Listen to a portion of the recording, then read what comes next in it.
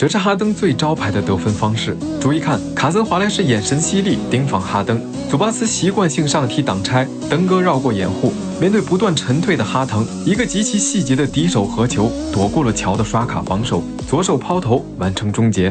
站在历史长河的第11块礁石上回望，哈登的篮球履历早已超越数据的堆砌。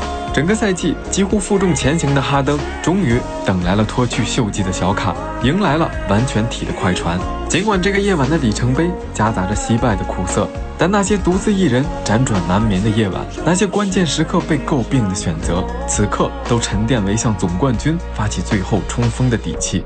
加油吧，老男孩们！